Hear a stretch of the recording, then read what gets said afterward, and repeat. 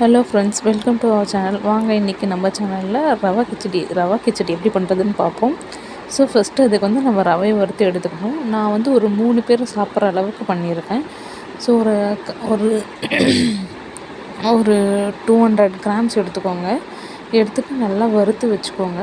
வறுத்து வச்சுட்டு அதே கடையில் எண்ணெய் ஊற்றிக்கோங்க. ஒரு 4 டேபிள் ஸ்பூன் எண்ணெய் ஊற்றிக்கோங்க. அதுக்கப்புறம் ஒரு 2 டேபிள் ஸ்பூன் வந்து நெய் போட்டுக்கோங்க. நெய் போட்டால் கொஞ்சம் நல்லாயிருக்கும்.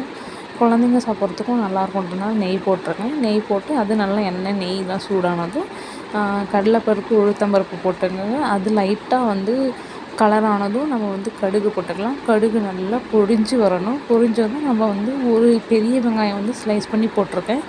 அந்த வெங்காயம் வந்து நிறையெல்லாம் வதக்கக்கூடாது.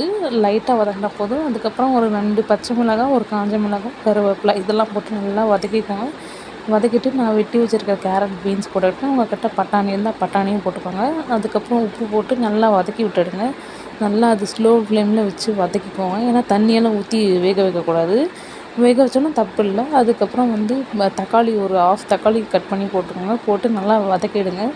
வதக்கி முடிஞ்சதும் நல்லா ஸ்லோலே வச்சு ஒரு 5 நிமிஷத்துக்கு மேலே வதக்கிக்கோங்க.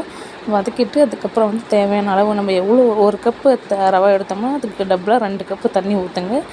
அதே மாதிரி தண்ணி ஊற்றி நல்லா கொதி வந்ததும் உப்பு செக் பண்ணிக்கோங்க. உப்பு செக் பண்ணிவிட்டு போட்டுக்கோங்க. போட்டுட்டு ரவை போட்டு பொறுமையாக மிக்ஸ் பண்ணுங்கள். கைவிடாமல் மிக்ஸ் பண்ணுங்கள்.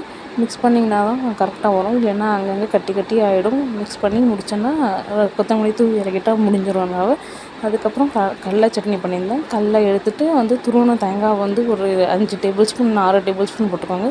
ஒரே ஒரு பச்சை மிளகாய் உடச்சி போட்டுக்கோங்க. அதுக்கப்புறம் ஒரு கொஞ்சம் மல்லி இலை போட்டுக்கோங்க. உப்பு போட்டு நல்லா மிக்சியில் போட்டு கிரைண்ட் பண்ணி எடுத்துக்கோங்க. எடுத்துகிட்டு தாளிப்புக்கு வந்து கடுகு, கருவேப்பிலை, காஞ்ச மிளகாய் இது மட்டும் போட்டு தாளித்து சூப்பரான ரவா கிச்சடி ரெடி ஆகிடும். ட்ரை பண்ணி பாருங்கள். ட்ரை பண்ணி பார்த்துட்டு சொல்லுங்கள்.